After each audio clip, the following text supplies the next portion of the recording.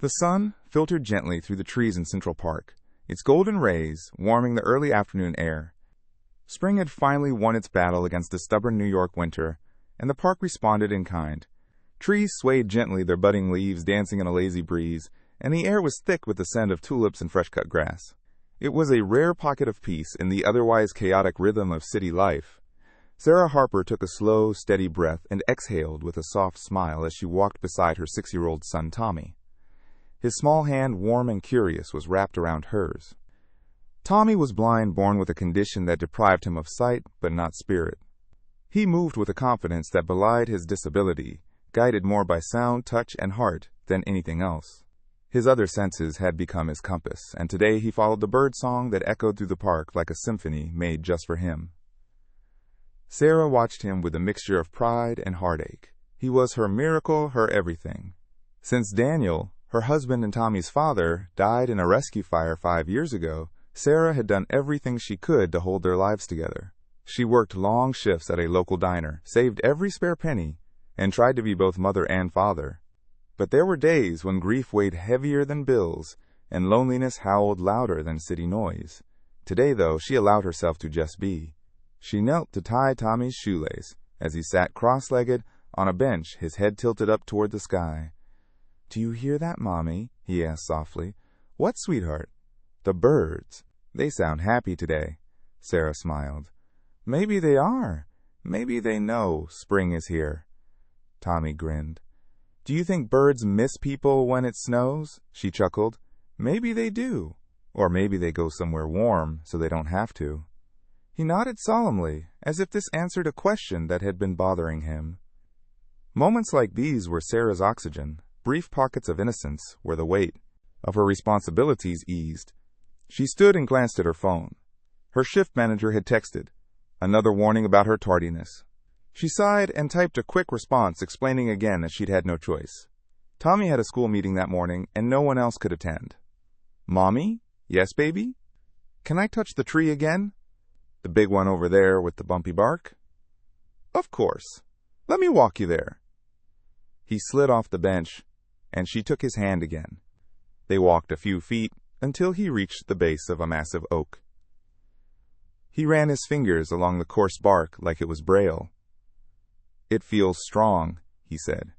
Sarah looked up at the tree, her eyes drifting past its branches to the sky. Clouds were beginning to gather in clumps, their undersides darkening with promise. "Let me check the weather," she said, pulling out her phone. "Forecast. Thunderstorms expected within the hour." She frowned.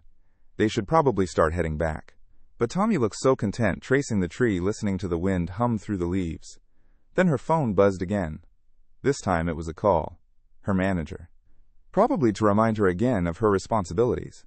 She stepped a few feet away, turning her back toward Tommy so she could take the call without him hearing her frustration.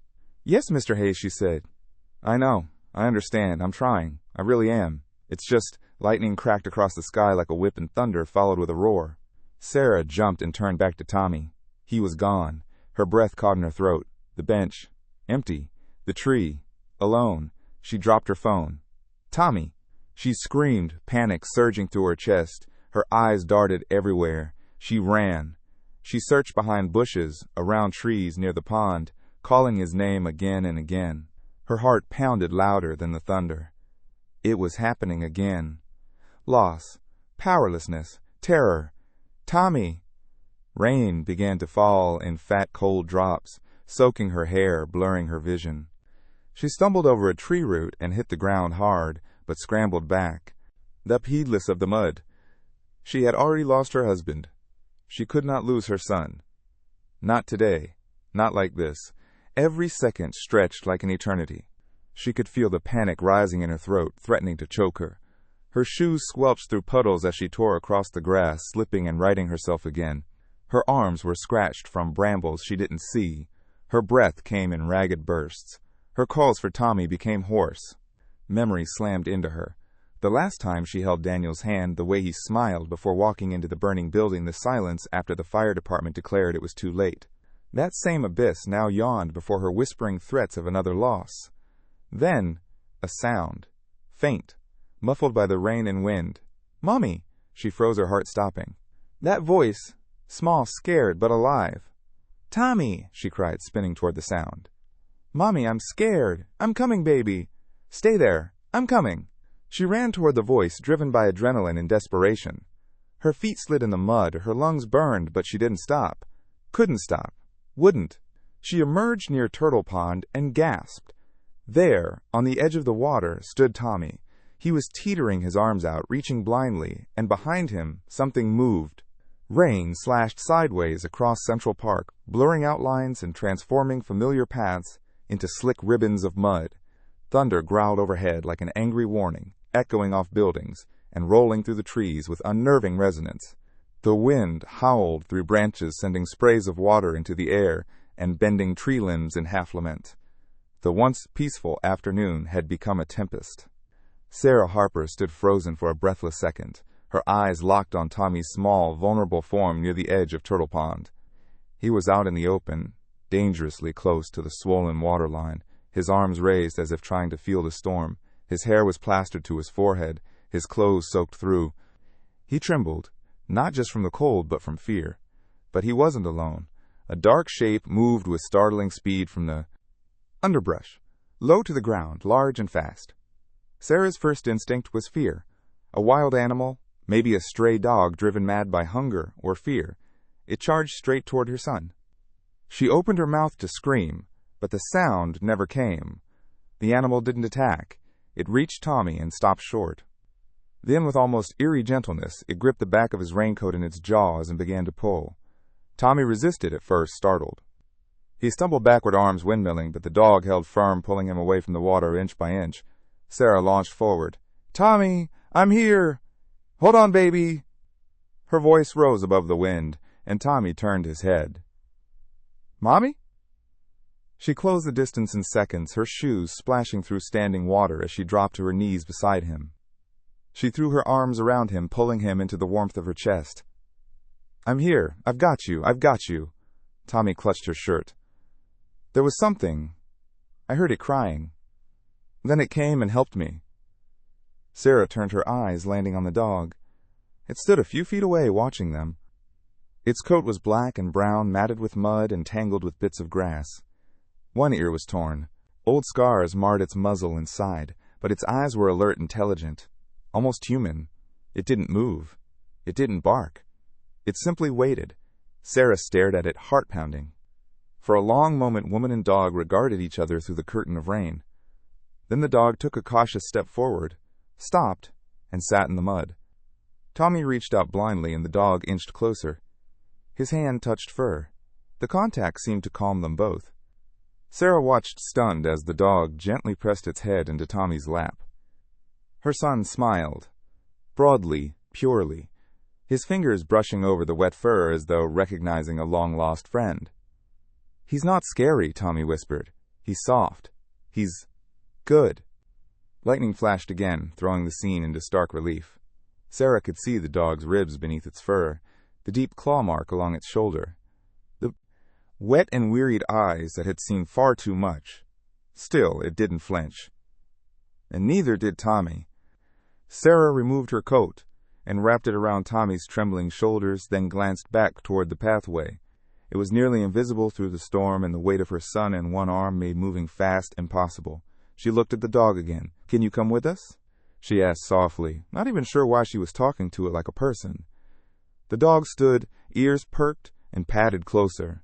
They walked together through the mud and the trees, Sarah carrying Tommy, the dog close at her side like a silent guardian. Every time Tommy whimpered, the dog nuzzled closer. Every time Sarah stumbled, the dog adjusted its pace. By the time they reached the nearest street, the storm had begun to subside, the rage of it giving way to a steady drizzle. A cab driver pulled over, watching the soaked trio with wide eyes. Sarah didn't explain.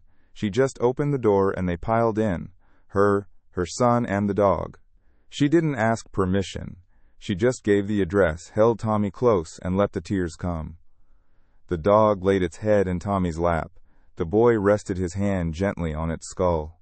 And for the first time in what felt like forever, Sarah Harper allowed herself to believe that maybe, just maybe, things would be okay. The apartment was silent, save for the gentle ticking of the old clock in the kitchen and the soft hum of the rain easing against the windows. Tommy sat cross-legged on the worn living room carpet, still in his damp clothes, a towel draped around his shoulders. The dog, the mysterious savior with a battered body and soulful eyes, lay quietly beside him, his breathing slow and rhythmic like the low roll of distant thunder. Sarah moved through the apartment like a ghost, setting down hot tea on the table, bringing extra towels, laying out fresh clothes. Her hands were busy, but her mind raced. She couldn't stop replaying the moment. Tommy near the edge of the pond, the storm crashing around him, and then that dog, emerging from the shadows like something conjured from a desperate wish. Now it lay there like it belonged, like it had always belonged. Tommy reached out again, his fingers finding the dog's head without hesitation. He stroked behind the ears, then along the ridge of its spine, pausing at each scar. "He has stories," Tommy said quietly. Sarah paused near the doorway, clutching the towel in her hand. "What do you mean, honey?" Tommy tilted his head like he was listening to something she couldn't hear. "I can feel them. On his back. His side. One of his ears is all crinkled and soft. It's like Braille, but sad." Sarah's heart twisted. She took a seat on the armrest of the couch, still watching them. "He helped you, didn't he?" Tommy nodded. "He was crying. Like me. Lost like me. But then he found me." A strange stillness settled over the room. Sarah stood again, finally deciding to say what had been haunting her since they returned. "We can't keep him, Tommy." The boy didn't respond. "We don't know where he's from," she continued gently. "He could belong to someone. Or he could be dangerous. He's big and hurt, and we just don't know. He's not dangerous. He saved me. I know. But saving you once doesn't mean he saved me." "Mommy," Tommy said again, louder, now more certain. "He found me. He knew where I was." The dog stirred slightly, lifting his head and looking toward Sarah. Their eyes met. Something passed between them, a flicker of recognition, or maybe just shared exhaustion. Sarah looked away first. "He doesn't have a collar," she said, more to herself than to Tommy. "No tags. No name." Tommy's fingers stopped moving. He turned his face toward the ceiling, smiling softly. "His name is Max." Sarah blinked. "What?" Max Tommy repeated. "That's what he said. In my head. Max." Sarah let out a breath, not quite a laugh. "You heard him say it?" Tommy nodded solemnly. "He didn't bark it. But I felt, I know it. He's Max, and he came for me." She watched her son and the dog, Max. The bond between them was unlike anything she'd ever seen. Not the kind of affection a child gives a pet or a moment of awe after a rescue. This was deeper, older, like they had always known each other. She sat down beside them at last, reaching out cautiously.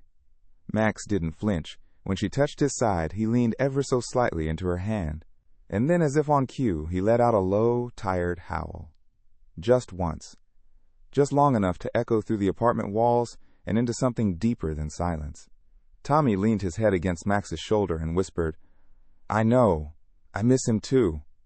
Sarah's eyes welled, but she didn't wipe them. She just let the sound of the rain and the soft breathing of her son and his strange scarred guardian fill the room. Morning broke gray and slow. The storm had passed, leaving behind puddles and broken branches scattered like forgotten debris across sidewalks. Central Park would spend days recovering. So would Sarah. She stood in the small kitchen, staring out the foggy window above the sink, holding a chipped mug of instant coffee. The events of the previous day replayed in her mind in dizzying fragments. The phone call, the scream, the lightning, the shadow and the storm, and then Max. He was asleep now on a blanket Tommy had dragged from his bed, curled tightly in the corner of the living room. Tommy had insisted the dog stay close, and Max hadn't left his side all night.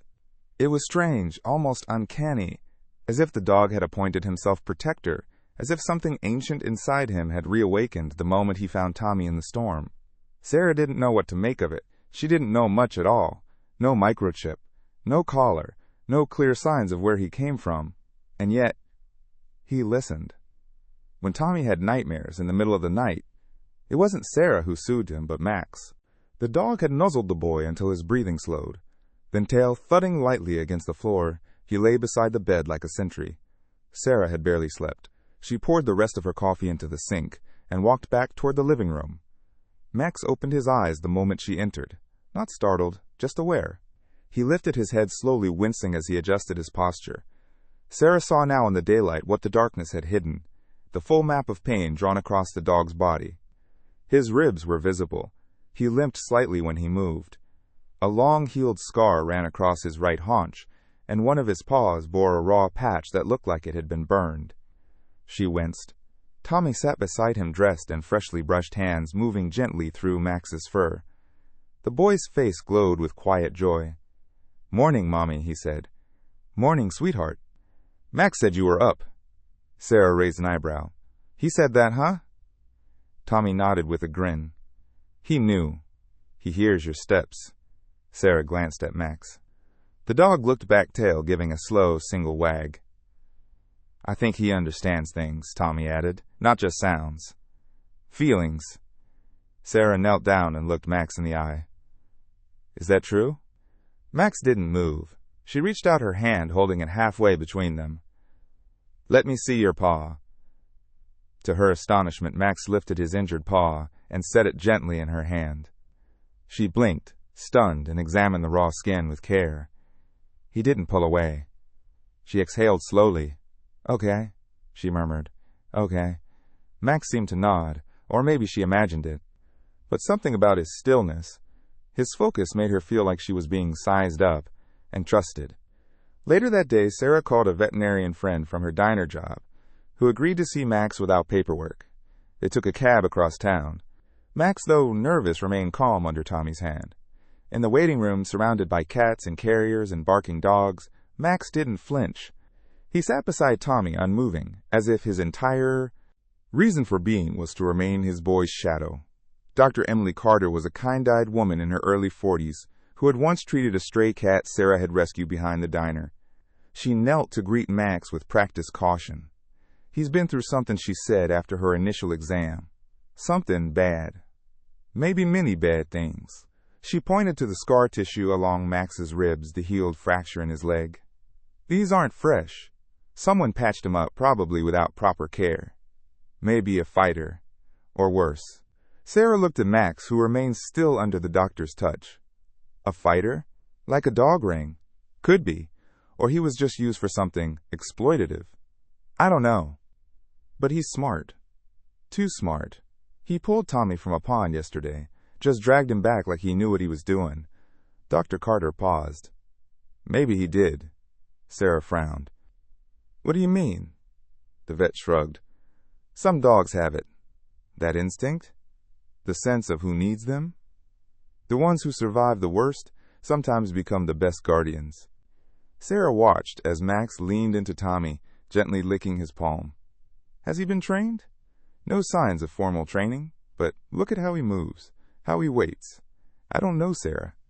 I think this dog found your boy on purpose." "On purpose?" The words echoed through Sarah's mind the whole ride home. Back at the apartment, Tommy took Max to his room and closed the door. Sarah sat on the couch, staring at nothing. How do you begin to understand something that doesn't make sense? A dog appearing from nowhere. A blind boy calling him by name. An injured, likely abused animal acting like a trained guardian. Lightning and a lifeline, she thought. That's what he was. A spark in the dark. A tether to something bigger than fear. She didn't know if Max came from heaven or hell, but she was starting to believe he was sent. Max slept soundly beside Tommy's bed that night. Not like an ordinary dog, Sarah thought, but like a soldier resting between battles. His ears twitched occasionally. His breath was deep, slow, almost meditative. Tommy slept with one arm stretched over Max's back, his small fingers buried in thick fur. Their bond was no longer just forming. It was fused as if something invisible had sewn them together. Sarah stood at the doorway, arms folded across her chest. The light from the hall cast long shadows into the room, painting Max and Tommy in a half-golden glow. She had never seen her son sleep so peacefully, not even before he lost his father. Down the hall, her phone buzzed on the kitchen counter. A text from her sister, Cara. "Are you serious about keeping that stray?" Another message followed. "You know what people are saying. You're a single mom with a blind kid and a dangerous-looking dog. You're asking for trouble." Sarah turned off the screen and sighed. Her family had always meant well, but they never understood the depth of what she and Tommy endured. Daniel had been their foundation. When he died, people sent cards and flowers. Then the visits stopped. The texts grew fewer. The world moved on as if healing were a date you could mark on a calendar. But for Sarah, healing came in inches. Some days, not at all. Until now. She turned back toward the bedroom and watched the slow rise and fall of Max's chest. If angels existed, they probably didn't wear halos or sing in choirs. Some of them probably had torn ears and ribs you could count through fur. The next day, news of the storm was all over the local broadcast. Downed power lines, flooded tunnels, stranded pedestrians. But none of it fazed Tommy. He sat in the living room cross-legged, building a castle out of blocks. Max lay nearby, eyes following the movement of every piece, like a security camera with fur. Sarah stepped out to the hallway with a trash bag and nearly collided with Mr. Epstein, the building's landlord. He glanced down the hall behind her. "That a dog in there, Sarah?" She hesitated. "Yes. He's a rescue, just temporary." Epstein rubbed his chin. "You know the lease. No animals without a deposit. I know. I'll find a way to pay it. Just give me a week." He frowned, then leaned closer. "Some of the neighbors are talking. They saw him. Big dog looks like a fighter. If anything happens, nothing will happen." She cut in firmer than she meant. Epstein held her gaze. "A blind kid and a strange dog? That's a liability, Sarah. You're a good tenant, but I have to think about everyone. Max isn't a threat. He saved my son's life. Even heroes bite when they're scared." Sarah watched him walk away, his words hanging in the air like thick smoke. Later that evening, while Tommy napped and Max stayed curled protectively beside him, Sarah opened her laptop. She typed in, "Signs of dog abuse and recovery," followed by, "How to register a support animal." Page after page of information loaded. Legal forms, therapy dog certifications, accounts from other parents with special needs children who'd found help in unlikely four-legged companions. One article caught her eye. "The Strays Who Heal Us, Why Some Dogs Choose Their People." Sarah clicked, and a quote at the top of the page made her stop cold. "Sometimes it's not the human who rescues the dog. It's the other way around." Her eyes misted. She leaned back, letting those words settle into the cracks of her doubt. That night, as she closed Tommy's door and whispered, "Good night," he stirred. "Mommy, I'm here, baby." He didn't open his eyes. "Did Max get sent to us? Like Daddy did when he helped people?" Sarah's breath caught. She stepped closer and brushed the hair off his forehead. "I think maybe he did." Tommy smiled in his sleep. "He has light in him. I can feel it." Sarah kissed his temple. "Then we'll make sure he stays with us." She turned off the light and walked into the quiet apartment, heart-steady decision made. Max wasn't going anywhere. The morning air was cool, laced with the scent of rain-dampened earth and blooming magnolias. Central Park, still, wearing the bruises of the recent storm, had begun to heal. Fallen branches had been gathered into neat piles. Joggers returned to the paths, couples strolled with coffee in hand, and the city, ever resilient, marched on. Sarah walked slowly alongside Tommy, one hand wrapped around his, while the other clutched Max's leash. It wasn't a leash in the traditional sense, just an old rope Sarah had found in the utility closet and looped around Max's neck. The dog didn't resist. He never pulled. He seemed to understand on some deep level that this was a compromise between freedom and trust. Tommy wore his red windbreaker and rain boots, hopping occasionally into puddles left behind by the storm. Max walked close, his body, always slightly between the boy and the world. Sarah watched them both with quiet awe. The way Max moved in tandem with Tommy's steps, adjusting his pace, gently nudging him away from puddles that were too deep, or sidewalks that sloped unexpectedly. It was like he'd been doing this his whole life. A woman passed by pushing a stroller, slowing just slightly as she looked at the dog. Her smile faded. "Is that a pit?" she asked sharply. Sarah blinked. I'm not sure. Maybe a mix." The woman's lips pressed thin. "They shouldn't allow those in the park. Dangerous animals." Sarah started to respond, but the woman turned and pushed the stroller away, her speed doubling. Tommy cocked his head. Why was she mad, Mommy? Sarah sighed. She was just nervous. She sounded scared. She doesn't know Max, that's all. Max kept walking, his ears swiveling at every sound. He didn't react with hostility. He never did. But there was something unmistakably alert in him, something that made people pause. As they neared the playground, a teenage boy on a skateboard rolled past too fast, his board clicking over the pavement. Tommy flinched at the sudden noise. Max stepped between the boy and Tommy in an instant, letting out a single sharp bark. The teen stopped, annoyed. Yo! Control your mutt! He's not a mutt, Tommy said calmly. He's my guardian. The boy stared at him, then scoffed and rode off. Sarah crouched beside Max and rubbed his neck. It's okay, you were just doing your job. She felt eyes on her from across the park. A man sitting on a bench reading a newspaper watched them quietly. Another woman held her child's hand a little tighter as they passed. The whispers were beginning. That afternoon they walked home through a different path. Sarah didn't want Tommy to hear the things people were starting to say. At the corner near their building, Mr. Epstein stood talking with a police officer. When Sarah passed, the officer tipped his cap, but the conversation quieted. Inside the apartment, Max immediately settled into his place near the window. Tommy climbed into his lap, and they sat together without a word. Sarah stared out the kitchen window, a knot of dread tightening in her stomach. She could feel it already. The questions, the concern, the threat of someone calling authorities. Max wasn't just a stray anymore. He was a target. And still something in her gut told her the real danger wasn't Max. It was the people who couldn't see past his scars. The morning air was cool, laced with the scent of rain-dampened earth and blooming magnolias. Central Park, still wearing the bruises of the recent storm, had begun to heal. Fallen branches had been gathered into neat piles. Joggers returned to the paths.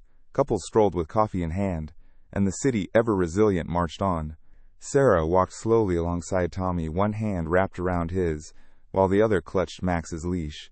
It wasn't a leash in the traditional sense, just an old rope Sarah had found in the utility closet and looped around Max's neck. The dog didn't resist. He never pulled. He seemed to understand on some deep level that this was a compromise between freedom and trust. Tommy wore his red windbreaker and rain boots, hopping occasionally into puddles left behind by the storm. Max walked close, his body always slightly between the boy and the world. Sarah watched them both with quiet awe. The way Max moved in tandem with Tommy's steps, adjusting his pace, gently nudging him away from puddles that were too deep or sidewalks that sloped unexpectedly. It was like he'd been doing this his whole life. A woman passed by, pushing a stroller, slowing just slightly as she looked at the dog. Her smile faded. Is that a pit? She asked sharply. Sarah blinked. I'm not sure. Maybe a mix. The woman's lips pressed thin. They shouldn't allow those in the park. Dangerous animals. Sarah started to respond, but the woman turned and pushed the stroller away, her speed doubling. Tommy cocked his head. Why was she mad, Mommy? Sarah sighed. She was just nervous. She sounded scared. She doesn't know Max, that's all. Max kept walking, his ears swiveling at every sound. He didn't react with hostility. He never did. But there was something unmistakably alert in him, something that made people pause. As they neared the playground, a teenage boy on a skateboard rolled past too fast, his board clicking over the pavement. Tommy flinched at the sudden noise. Max stepped between the boy and Tommy in an instant, letting out a single sharp bark. The teen stopped, annoyed. Yo, control your mutt. He's not a mutt, Tommy said calmly. He's my guardian. The boy stared at him, then scoffed and rode off. Sarah crouched beside Max and rubbed his neck. It's okay. You were just doing your job. She felt eyes on her from across the park. A man sitting on a bench reading a newspaper watched them quietly. Another woman held her child's hand a little tighter as they passed. The whispers were beginning. That afternoon they walked home through a different path. Sarah didn't want Tommy to hear the things people were starting to say. At the corner near their building, Mr. Epstein stood talking with a police officer. When Sarah passed, the officer tipped his cap, but the conversation quieted. Inside the apartment, Max immediately settled into his place near the window. Tommy climbed into his lap and they sat together without a word. Sarah stared out the kitchen window, a knot of dread tightening in her stomach. She could feel it already. The questions.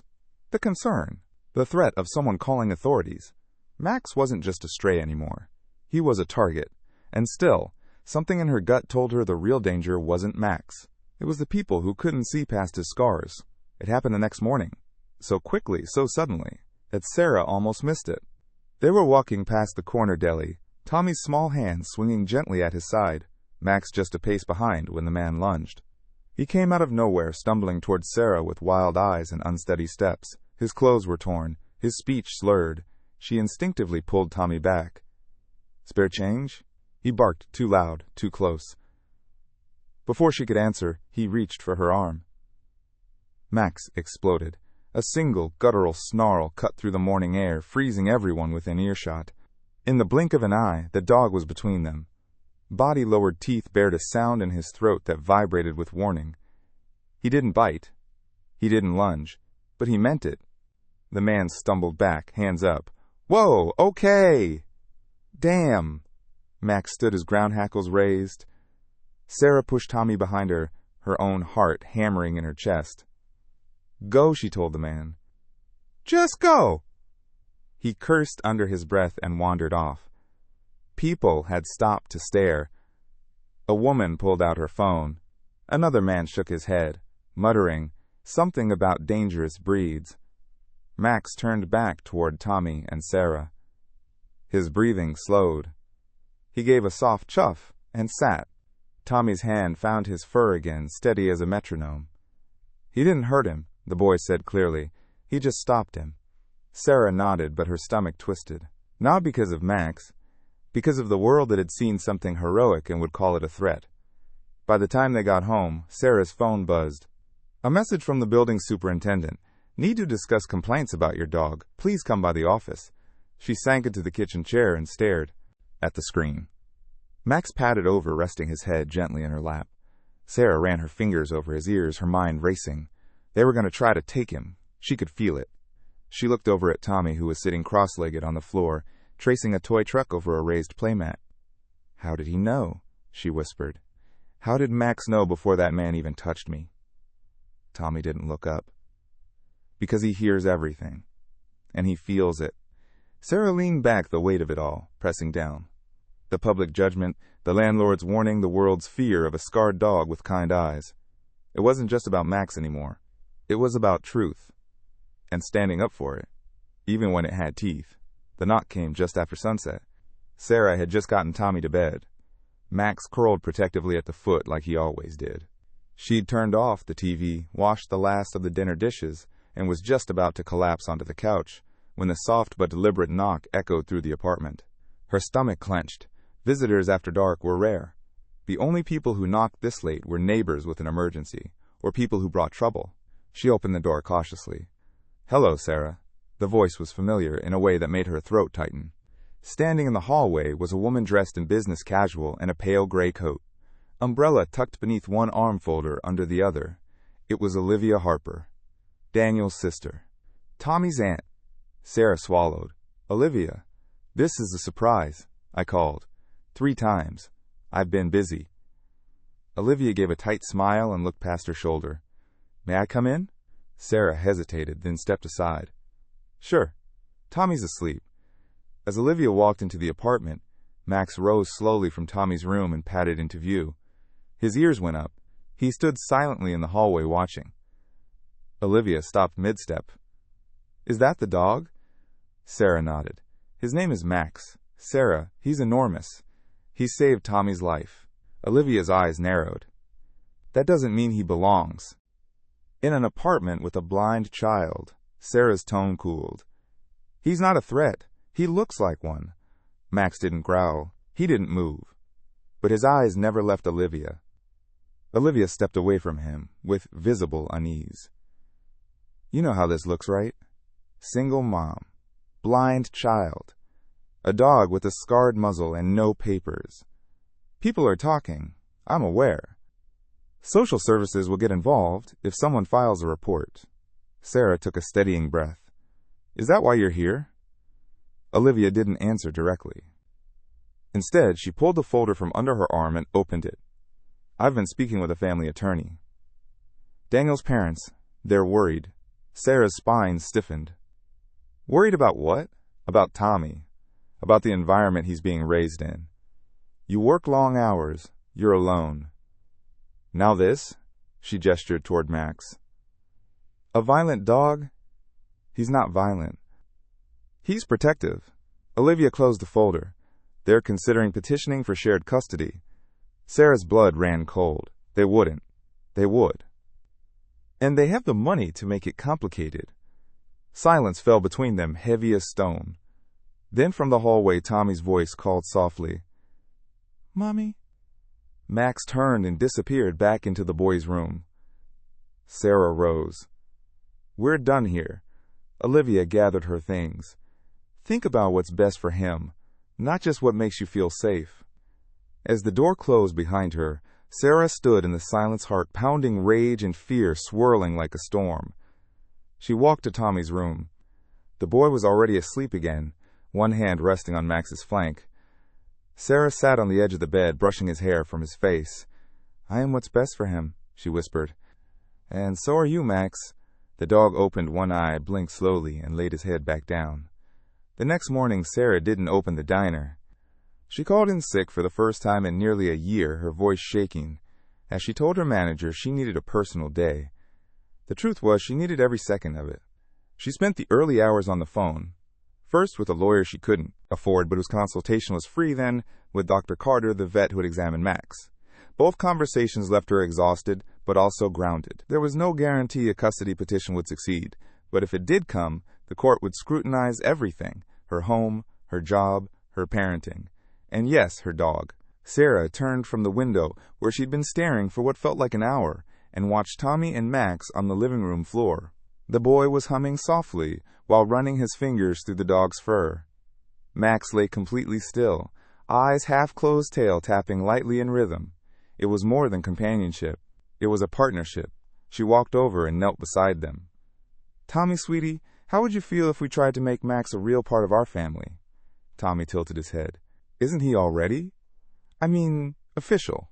Like getting him registered as a support dog, maybe even a service animal someday." Tommy smiled. "I think he already does that job, but we can do the papers too." Sarah kissed the top of his head and looked at Max. "What do you say, big guy?" Max licked her hand once. Just once. By mid-afternoon, Sarah had driven across the city to a support animal clinic that specialized in low-income family assistance. She spoke to a social worker, filled out preliminary paperwork, explained Max's role in Tommy's life, and described in vivid detail how Max had saved her son. The social worker listened carefully. Her expression never turned judgmental, not even when Sarah confessed Max's background was unknown. "He may have no papers," Sarah said, "but he has purpose." That line stayed with the woman. She even wrote it down. After an informal evaluation, Max was recommended for a provisional support registration, pending further training and documentation. But it was a start, and more than that, it was a weapon. Sarah now had something to show if Olivia, or the courts, came knocking. That evening, Tommy sat beside Max at the window, describing the world he couldn't see. "The lights in the building across the street are like blinking stars," he whispered, "and the cars below sound like waves in the ocean. But quieter. Slower." Max laid his chin across Tommy's knee. "And your breath?" Tommy asked, smiling. "It sounds like thunder sleeping." Sarah leaned against the wall, listening in silence. She didn't need a judge to tell her who her son needed. But if it came to that, she was ready to fight. 3 days later, the envelope arrived. It was thick, official-looking, and bore the name of a prestigious law firm in raised lettering. Sarah stared at it as if it were a lit fuse. Her fingers trembled as she opened it, Max standing quietly beside her. Inside, a formal petition for temporary shared custody of Tommy, filed on behalf of Olivia Harper and her parents. Sarah read every word, twice. Her face grew pale. Her jaw tightened. Their argument was wrapped in legalese, but the message was clear. They were questioning her judgment, her environment, and her decision to keep a large, potentially dangerous dog around a vulnerable child. They weren't just coming for Max. They were coming for her. She sat down at the kitchen table, the letter shaking in her hands. Max placed his head in her lap without a sound. "I knew this was coming," she whispered. "But it still feels like a punch to the gut." She stared at him. You okay, Max? He blinked slowly, tail giving one soft thud against the floor. As if to say, I'm here. I'm ready. The next morning, Sarah met with the lawyer who'd agreed to help her file a response pro bono. She presented everything. Witness statements from the vet, the registration form, even a hand-drawn picture Tommy had made showing Max with a cape labeled My Hero. The lawyer smiled at that. This won't win the case on its own, she said gently. But it tells the right story. Sarah nodded. Max isn't just a dog, he's family. And Tommy, he doesn't just love him, he needs him. The woman leaned forward. Then we build around that. But you need to be prepared. They're going to push. And when they do, you have to be unshakable. Sarah exhaled slowly. I've been shaken enough to know how to stand now. Back home, Sarah sat Tommy down and explained what was happening. Gently. Carefully. Honestly. Tommy took it in with a quiet maturity that always took her breath away. They want to take me? He asked. They want to decide what's best for you. But I know what that is. And we're going to show them. Tommy leaned into Max's side. As long as I have Max, I'm not scared. Sarah blinked back tears. Me neither. The final straw came that weekend. Tommy was playing in the front courtyard when a neighborhood kid, bigger, louder, and full of misplaced swagger, tried to grab his toy. Tommy resisted, confused and frightened. The boy shoved him. Max saw it all. In a single heartbeat, he was there. He didn't bite, didn't snarl. He simply stepped between them, body-rigid eyes locked on the other child. His growl was low and steady like a warning drumbeat. The boy backed away pale. Your dog's crazy, he shouted. No, Sarah said, stepping outside. He's a guardian, and he just drew a line. Later that night, she sat by the window, looking out at the city. The line had been drawn. In court, in the park, and now in her heart. They could question her. They could try to take her son. But they'd have to go through Max first. And Sarah knew now. That would not be easy. It came on a Thursday morning, folded into the same kind of manila envelope that had already changed Sarah's life once. This time the papers were stamped with a court date, 2 weeks from that day. A custody hearing, family court, everything formal now, everything real. Sarah stared at the calendar on the fridge as if the square around that date might suddenly disappear. But it didn't. It pulsed in her mind like a countdown. Tommy ate cereal at the table, humming quietly. Max sat beside him like always, back straight ears, alert tail wrapped neatly around his paws. Sarah's lawyer had warned her to expect this. They're using the dog to cast doubt on your judgment. But they'll look at everything. Your finances, your living conditions, even your emotional stability. Be ready to tell your story before they try to write it for you. She was ready. Or she would be. Max looked over at her and stood. He patted across the kitchen, gently bumping her hand with his snout. I know, she whispered, running her fingers through his fur. I just hate that it has to come to this. Tommy set down his spoon. Mommy? She turned. Yeah, sweetheart? Do I get to tell the judge about Max? Sarah smiled softly. I don't know, baby. Maybe. I want to, he said. Because they don't know what he is. What is he then? She asked. Tommy stood and walked to Max, wrapping his arms around the dog's thick neck. He's the reason I'm not afraid. He's what I think about when it's dark. He finds me, even when I don't make a sound. Sarah swallowed hard. Then maybe they need to hear that, she said. Later that day, Sarah gathered everything she had, letters from Dr. Carter, and the support animal clinic statements from neighbors who had seen Max's gentle side, even a copy of a school counselor's note about Tommy's recent improvements in confidence and communication. She tucked it all into a folder labeled Max and Tommy, Guardianship. She paused and added a photo to the top. Tommy asleep, Max beside him, the two of them breathing in sync. Let them try, she thought. Let them see. Because this wasn't just a case about custody. It was about connection. And no courtroom in the world could deny what was written so clearly in the space between a boy and his dog. By the time the weekend rolled around, Sarah's case had become something more than personal. Someone, likely a neighbor, had tipped off a local news blog about the blind boy and the stray. A reporter called the diner asking for comment. When Sarah refused the article, still went live. Should a former street dog be allowed to guard a blind child? The internet weighs in. It spread faster than Sarah could keep up. Comments flooded in some warm, others cruel. One photo, likely taken during a walk, showed Max and Tommy side by side. The caption read, "Miracle dog or menace in waiting." Sarah sat on the couch phone in her lap, stomach churning. Tommy sat beside Max, who seemed unbothered. "Are we famous now?" he asked. "Sort of," Sarah said. "Some people are saying nice things. Others don't understand." Tommy nodded, thoughtful. "Maybe Max should wear a tie. Then he'd look important." Sarah couldn't help it. She laughed. But later that afternoon, someone left a printed flyer on their apartment door. "Protect our neighborhood. Demand the removal of dangerous animals from residential buildings." It didn't name them, but it didn't have to. Sarah tore it down, folded it slowly, and threw it in the trash. The next day, Max had his first official evaluation for therapeutic behavior certification. Dr. Carter had arranged it quietly with a professional handler named Lena, a quiet, broad-shouldered woman with a clipboard and a no-nonsense demeanor. Max passed the initial assessments with ease. Response to loud noises, restraint during distractions, emotional sensitivity to his partner, Tommy, and general sociability. Frankly, Lena said, making a note, he's better than some of the animals we've trained for PTSD therapy. And he's never even been in a formal program? Sarah shook her head. Then he's either got a rare temperament or someone taught him a long time ago. Either way, this dog belongs with your boy. Sarah blinked back emotion. Thank you. Lena smiled. I'll draft a letter for the court. No promises, but it'll help. Back at home, another surprise was waiting. One of the neighbors, Mrs.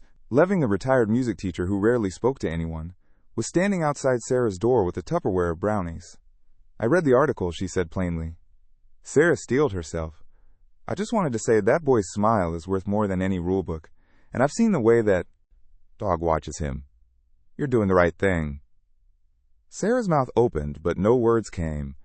She took the brownies with shaking hands. Thank you, she whispered. Mrs. Leving nodded.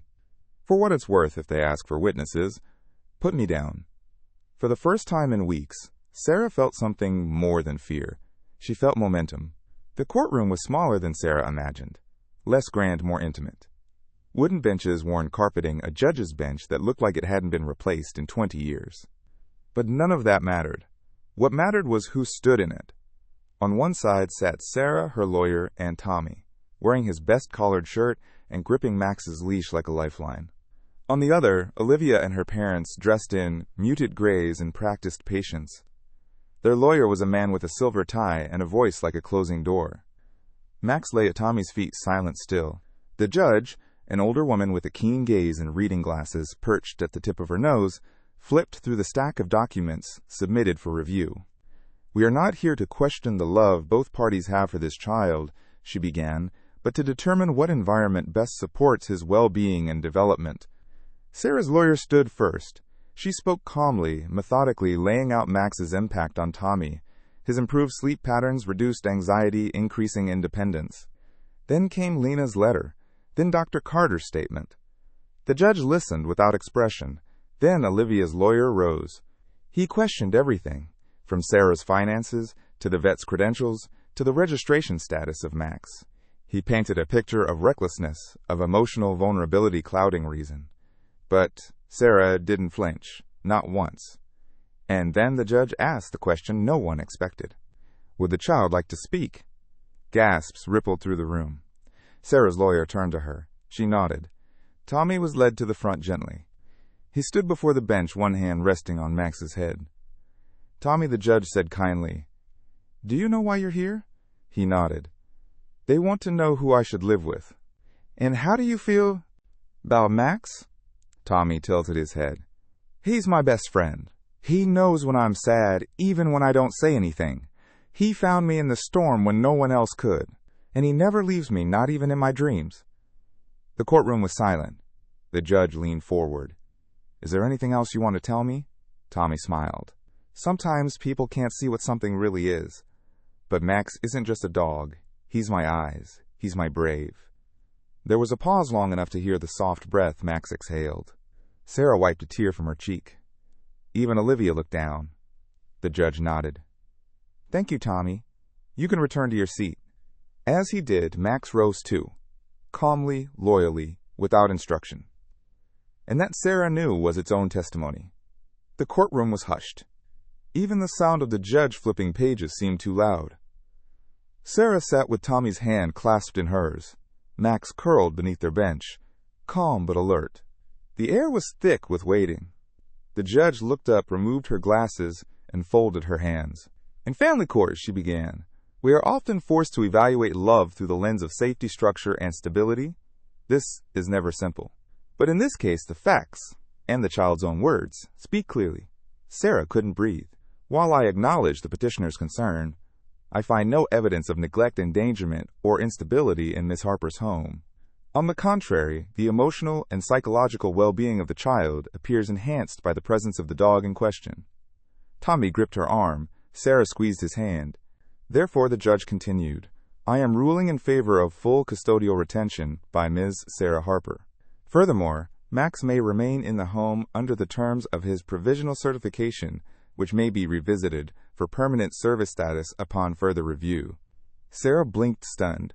The courtroom erupted, not in cheers, but in soft-sized tears, even a quiet smile from the stenographer. Olivia stood eyes wide with disbelief. Her parents remained seated silent. Tommy turned and wrapped his arms around Max's neck. "We won," he whispered. "We get to stay." Max let out a single contented breath and rested his head on Tommy's knee. Outside the courthouse, a crowd had gathered. The story had spread, Blind Boy and his stray hero, and a handful of reporters waited with microphones. Sarah shielded Tommy as they stepped out, but one voice rose above the rest. "Miss Harper, what do you say to critics who believe a dog like Max has no place around children?" Sarah paused, looked down at her son, then at Max. "I say they've never needed someone the world gave up on." Flashbulbs popped. Max didn't flinch. That night, they ate takeout on the floor. Sarah, Tommy, Max, and a plate of chicken for the hero of the hour. Laughter echoed in the apartment like music. For the first time in what felt like forever, it was the sound of a home, not just a shelter. And as Tommy drifted off to sleep, Sarah sat on the floor beside Max. She didn't say anything. She didn't have to. Max simply laid his head in her lap, and together they listened to the quiet. Weeks passed. The city changed clothes again, ditching the soft tones of spring for the heavy breath of summer. Trees bloomed in bold green and the sidewalks shimmered by mid-morning. But for Sarah and Tommy, life had settled into something unfamiliar. Peace. Max was now officially listed as a provisional emotional support animal, his final certification pending review after a 3-month period. The title meant something. It gave them legal protection, sure, but more than that, it recognized something they'd known from the beginning. Max wasn't a pet. He was purpose with paws. The story still circled online, but the headlines faded. They always did. The crowd at the courthouse disappeared. But in the background, things were still moving. Sarah noticed it first at the diner. Customers stayed longer, smiled, more asked about Max and Tommy. One left a card that read, "You reminded us that not everything broken is dangerous." Inside was a tip larger than Sarah made in a week. The Wienersbeil. Community, it seemed, was watching and remembering. One afternoon, Mrs. Loving stopped by with a friend from the local newspaper. "We're starting a petition," she said. "For what?" Sarah asked, wiping her hands on a towel. "To introduce a city policy. Make it easier for people like you to keep their support animals without red tape. We want to call it Max's Law." Sarah blinked. "Are you serious?" Deadly. That night, Sarah sat on the fire escape legs curled beneath her, watching the city breathe in amber and steel. Max sat beside her head, pressed gently to her knee.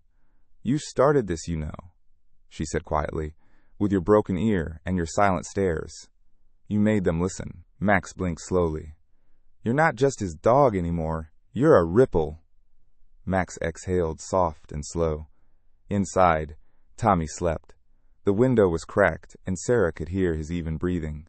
And for the first time in years, she felt like the world wasn't falling apart. It was finally falling into place. The petition took off faster than anyone expected. Within a week, local businesses had copies taped in their windows. Parents from Tommy's school signed without hesitation. Even Mr. Epstein, the once skeptical landlord, stopped Sarah in the hall one morning to say, "I signed it, and I was wrong about him." Max stood beside her as usual, calm, watching. It wasn't just about dogs anymore. It was about fear, and the people who learned to see past it. Sarah and Tommy visited the community center one Saturday to help gather signatures. Max wore a blue vest now, the official kind, and a sign that read, "Ask me about Max's Law." He was the quietest activist in the room, but the most photographed. Tommy stood beside a folding table handing out flyers in his careful, deliberate way. "He's not just a dog," he told a curious couple. "He's my finder. He finds people." One of the volunteers, a wiry man with thick glasses and a camera around his neck, paused at the name tag. "Max, huh?" he said, squinting. "Big fella. Looks familiar." Sarah turned. "You've seen him before?" The man tilted his head. "Not sure. I do freelance work, sometimes help with animal rescues and reports. That scar on his shoulder looks like one of the dogs we pulled from a warehouse last year." Sarah's blood chilled. "Warehouse?" "Illegal fighting ring. We shut it down. Most of the dogs were claimed by rescues. Some ran, some didn't make it." He knelt slightly, voice softening. "He was one of the smart ones, I think. The quiet ones. Not fighters. Survivors." Max didn't bark. Just stared. The man smiled. "Yep. I'm pretty sure that's him. We never found out what happened to that one. Until now." Sarah's throat tightened. Max had a past, and it had tried to break him. But it didn't. He found his way out. And he found Tommy. That night, Tommy traced the scar on Max's side, fingers moving slowly, gently. "You were hurt," before he whispered. "But you're okay now. You found your person." Max licked his hand. Tommy smiled. "You found me." Outside the window, the city buzzed softly, unaware that a bill was being drafted, a law inspired, and a dog who once had no name was now writing history, one signature at a time. The thunder came without warning. Sarah jolted awake, the low growl of distant thunder rolling through the window pane like a whisper from another life. For a moment she wasn't in her bed. She was in the park again, wind, screaming through the trees Tommy's name on her lips. But then she heard the soft rhythm of breathing, Tommy asleep in his room, and Max curled at the door like a living shield. Still, the storm outside wasn't the only one approaching. The city council had agreed to hear the proposal for Max's Law. A public hearing had been scheduled. People could speak, testify, support or protest. And Sarah had been asked to open the session. She didn't feel ready. "Do I have to say something fancy?" she asked Dr. Carter during a coffee meeting the next morning. "No," the vet replied. "Just say the truth. Tell them what Max means to your family. That's more than enough." Sarah nodded, clutching the paper in her bag. Her first draft smudged and wrinkled. The night before the hearing, she found Tommy sitting with Max by the window, thunder flashing faintly behind their silhouettes. "Does the storm scare you?" she asked. Tommy shook his head. "Not with Max." Sarah sat beside them. "What should I say tomorrow?" Tommy tilted his head, thoughtful. "Tell them he's not just my dog. He's the piece that makes us whole." She blinked. "Where did you hear that?" "I didn't," he said, smiling. "I felt it." Sarah wrote those words down.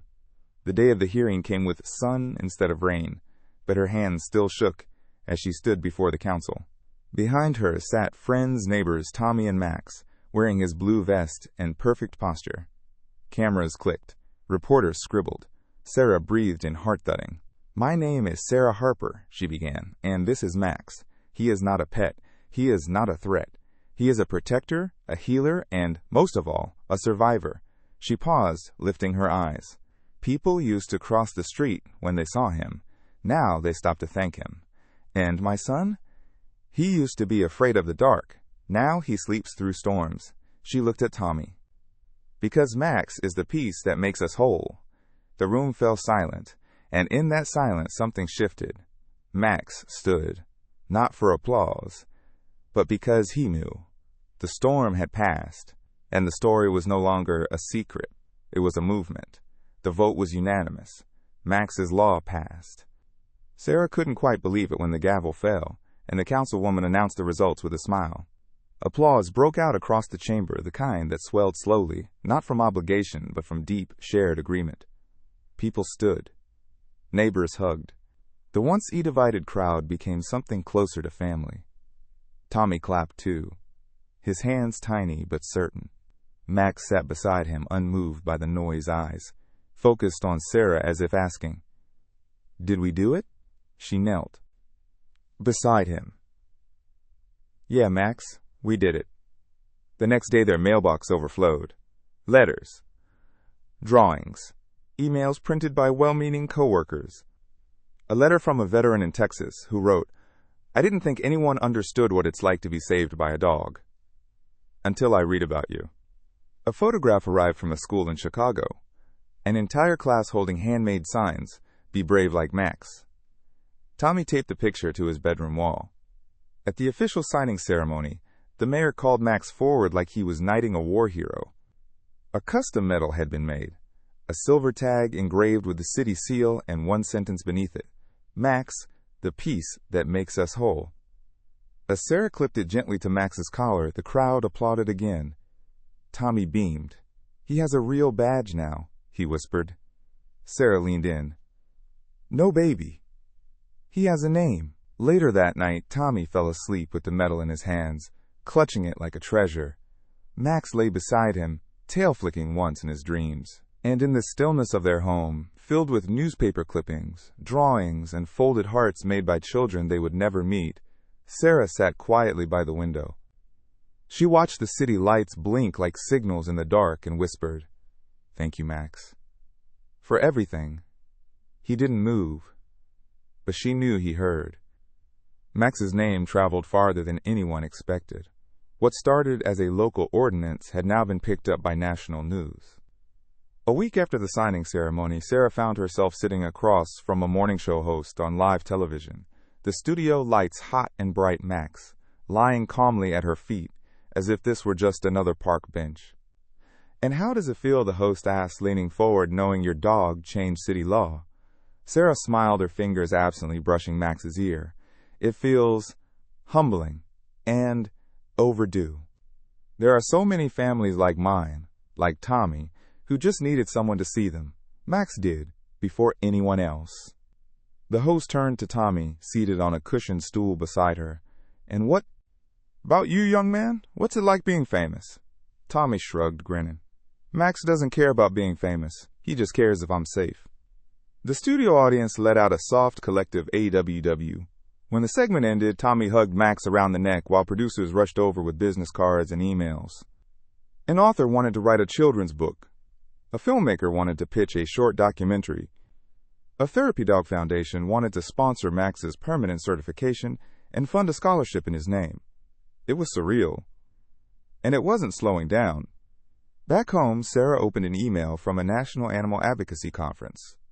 They wanted her to keynote their fall event. "Your story," the invitation read, "is what this movement has been waiting for." Sarah stared at the screen. Once she'd been a waitress with no voice, trying to keep her world from collapsing. Now, she was being asked to speak for thousands. That night, as Max curled into his usual spot by the window, Sarah sat on the floor and gently touched the tag around his neck. "You didn't just save Tommy," she whispered. "You saved me too." Max didn't move, but he didn't have to. The spotlight, warm and affirming as it could be, had a cost. Within days of the television appearance, Sarah's inbox overflowed, not just with praise, but with questions, demands, even doubts. Someone dug up old photos of Max from the warehouse rescue. A headline from a fringe blog read, "The Truth About the So-Called Hero Dog, From the Pit to the Podium." The article hinted Max had once been trained to fight, that his scars weren't from survival but from aggression. Sarah slammed her laptop shut. "It's starting," she whispered. Outside the apartment building, a few protesters began to show up on weekends, holding signs, filming with phones. One shouted, "You got lucky once. What happens next time?" Max didn't react. Tommy clutched his leash tighter than usual. "Why are they mad at Max?" he asked. Sarah knelt beside him. "Because they're scared of what they don't understand." Tommy looked up at her, then at Max. But Max understands them. The interview offers kept coming. So did the invitations, the fan mail, the flashbulbs. But so did the whispers, the pressure, the unease. One night after Tommy went to sleep, Sarah stood on the fire escape trying to catch her breath. The air smelled like metal in motion. Max sat beside her, quiet as always. "I don't want to lose us," she said softly. "Not in all this noise." Max nudged her hand gently. Sarah smiled, tears pricking her eyes. "I know. We'll find the balance. I need to remember who we are, not who they think we are." Max rested his head on her foot, grounding her. "Like always." The next morning, Sarah drafted a statement. She turned down 2 interviews, canceled a media shoot, and wrote a post that simply read, "We are not here to be a brand. We are here to be a family. Thank you for understanding." She posted a picture of Tommy and Max asleep on the floor, the silver badge resting between them. It went viral again. But this time, it felt right. The call came from a small rescue shelter 2 states away. The director, a woman named Renee, had seen Sarah's post and felt compelled to reach out. Her voice crackled with emotion through the speaker. "Your story. It reminded me why I started doing this in the first place." Renee ran a shelter that specialized in rehabbing dogs with troubled pasts, fighters, bait dogs, street survivors, ones that were always overlooked. "We don't get many miracles," she said, "but Max, he's proof that we can't give up on them." Sarah sat in silence, Max's head in her lap, as the words washed over her. Renee continued, "We've got a dog here, scarred, quiet, withdrawn. The volunteers don't know what to do with him. But after seeing Max, I started thinking maybe there's hope." Sarah's voice trembled. "What are you asking?" "I'm asking if you and Max would come. Just visit, speak to the staff, let him see another way forward." A week later, they drove 3 hours west. The shelter was modest, clean, and humming with energy. Renee met them at the gate, arms wide, eyes wet. Tommy stayed close to Sarah, one hand on Max's leash, the other gripping a drawing he'd made. It showed Max standing tall beside a smaller, trembling dog, a heart floating between them. Inside, the staff gathered for a short talk. Sarah shared their story. Tommy said a few words, simple and honest. Then they brought in the dog. He was a husky mix, young but world-weary. He limped slightly. One ear hung crooked. His eyes scanned the room with cautious intelligence. Max stood slowly. No barking, no movement, just presence. The other dog froze, uncertain. Then Max took a single step forward and sat. A moment passed. Then the husky limped forward too, and laid down beside him. Gasps filled the room. Renee covered her mouth. "I've never seen him do that before." Tommy smiled. "He feels safe now." As they left, Sarah handed Renee a note. "Sometimes the broken ones become the bridges." Renee held it to her chest. "You didn't just help a dog today," she said. "You helped everyone who ever believed in second chances." That night, driving home, Sarah looked in the rearview mirror. Tommy was asleep, Max's head in his lap. And for the first time, she realized they weren't just healing themselves anymore. They were healing the world. The letter arrived in a battered envelope, the handwriting careful and neat. There was no return address, only a smudged postmark from a town Sarah didn't recognize. Inside was a single page. "If Max is who I think he is, then I owe him my life. I had him once, before everything went wrong. I couldn't protect him, but he protected me. His name back then was Shadow. He saved me from worse than the ring.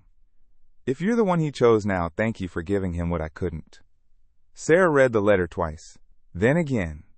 Her hands trembled as she passed it to Tommy, who read it slowly, lips moving with each word. "So, Max had a name before?" Shadow Sarah whispered. Tommy looked at Max, who blinked slowly, then shifted closer, resting his chin on Tommy's leg. "But he's still Max," Tommy said. "He just became more." Sarah nodded. "Sometimes names are just the beginning. They never found out who wrote the letter." But Sarah kept it safe, folded inside a journal filled with sketches, headlines, and quiet notes. On the last page of the journal she wrote, "Max, Shadow, Guardian, Friend. Sometimes what we leave behind isn't who we were. It's what we helped others become." The seasons turned again. The spotlight dimmed. But Max remained, at Tommy's side by Sarah's feet on sidewalks and in schools, and in every quiet moment that made them feel whole. He had lived many lives, but this was the one that mattered most. The days grew long and warm, the sun painting golden stretches across the walls of Sarah's apartment.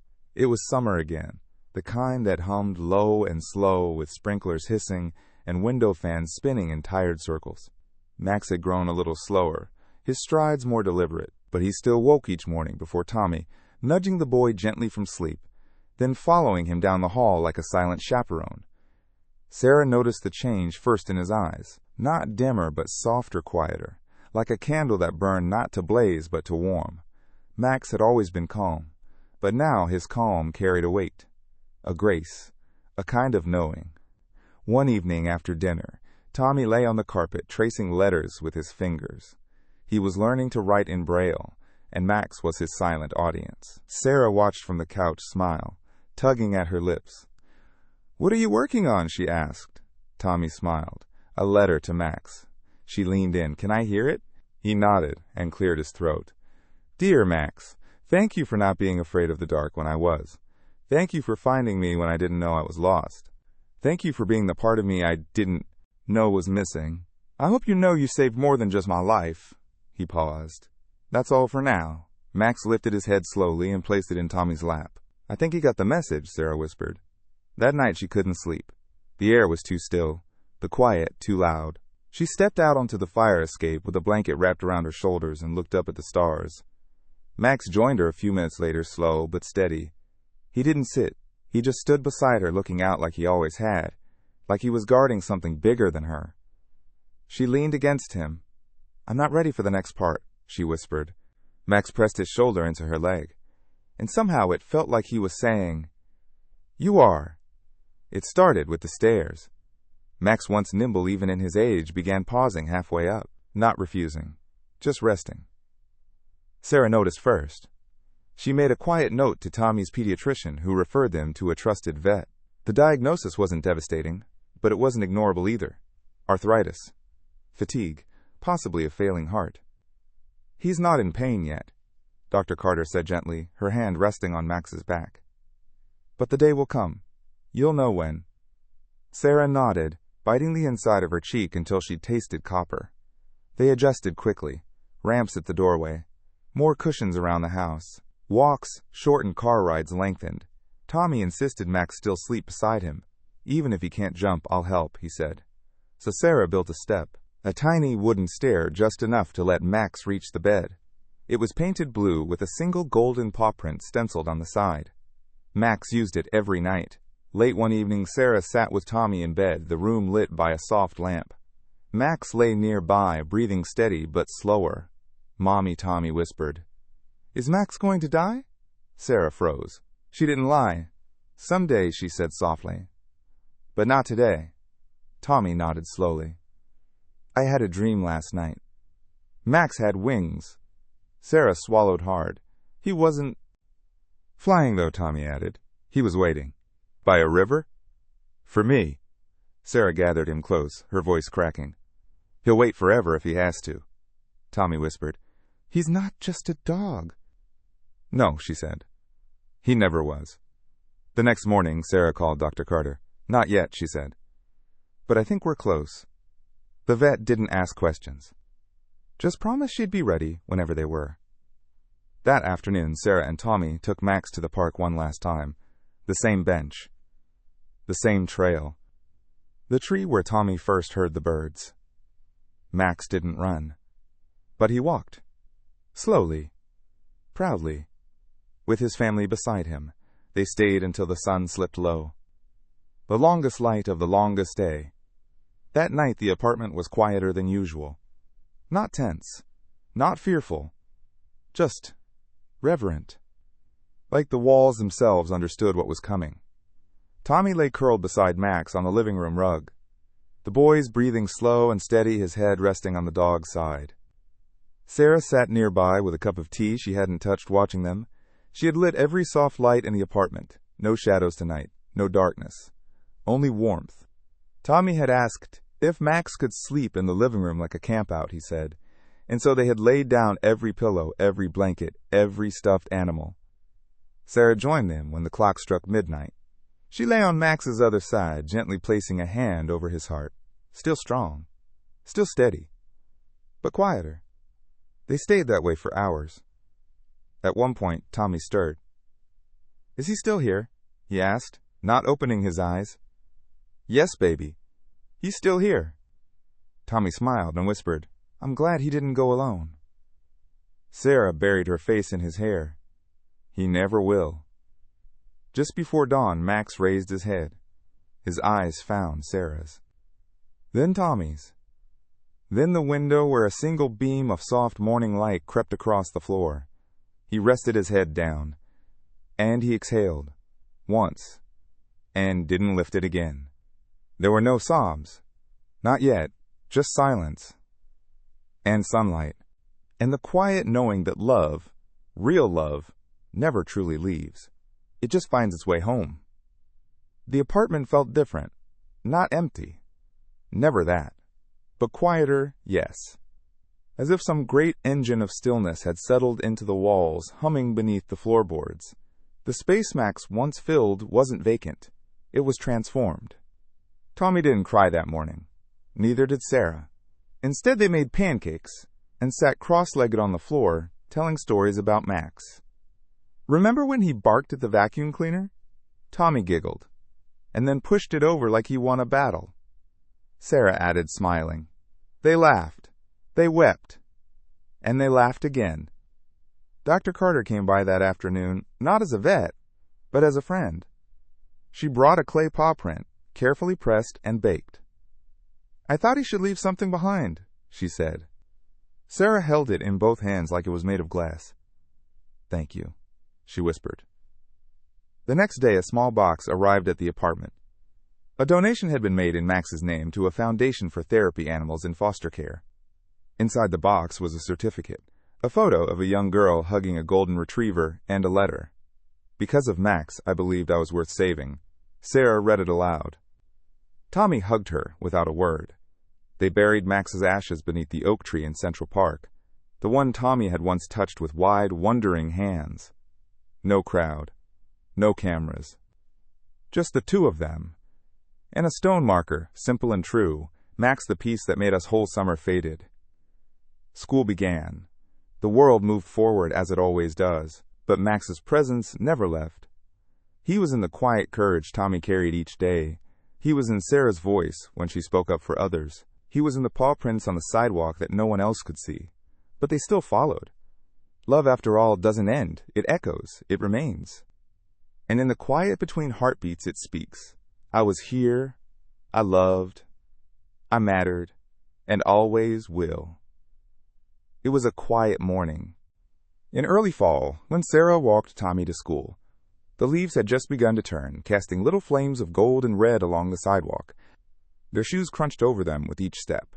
Tommy held her hand the whole way, not because he needed to, but because he wanted to. At the school gate, he turned to her and asked, "Do you think Max would be proud of me today?" Sarah knelt and cupped his face in her hands. "He's proud of you every day." Tommy smiled. "I think I'll be brave today." Just like Max. After dropping him off, Sarah walked through Central Park alone. She made her way to the oak tree. The morning sun cut through the branches just right, illuminating the stone they had placed. Max, the piece that made us whole. She sat with her back against the trunk and closed her eyes. "I miss you," she said aloud. A breeze answered, lifting the leaves in a gentle spiral. Then she stood, dusted herself off, and walked forward. Not away. Forward. Weeks later, she returned to the shelter where it had all begun. Renee greeted her with open arms. "There's someone I want you to meet," Renee said. The dog was nothing like Max. Smaller. White with mismatched ears. Nervous. But when Tommy stepped into the room, the dog took a step forward, then another, and then sat. Tommy grinned. "He's afraid," he said. Sarah looked at him. "Like you used to be?" Tommy nodded. "I think Max sent him." Sarah reached for the adoption paperwork. They named him Echo. Not to replace Max, but to remember him, to carry his light forward. And as Echo curled up beside Tommy on the first night in his new home, Sarah whispered, "Welcome to the family." Echo settled in, slowly learning the rhythms of their small apartment and the softness of the hands that reached for him. He still startled at sudden noises, still cowered when someone moved too fast. But he also followed Tommy from room to room and slept outside his door each night. He doesn't guard like Max Tommy said one morning, but he watches. Quietly, Sarah nodded. Sometimes that's what healing looks like. A month passed. Then two. The scholarship fund, created in Max's name, opened its first round of applications. Letters arrived from families across the country, parents and children who had found their own four-legged protectors. Sarah read every one. Some made her laugh. Others made her cry. All of them reminded her that what Max left behind wasn't just memory. It was movement. It was hope. On the anniversary of the day they met Max, Sarah and Tommy returned to the oak tree. Echo walked beside them. Tommy reached out and touched the bark, just as he had years before. "Do you feel it?" he asked. Sarah rested her palm next to his. "Every day." They stood in silence, three figures beneath the canopy of gold and green, and let the stillness speak. And somewhere in the hush of wind and leaves a presence lingered, not in shadow, but in light.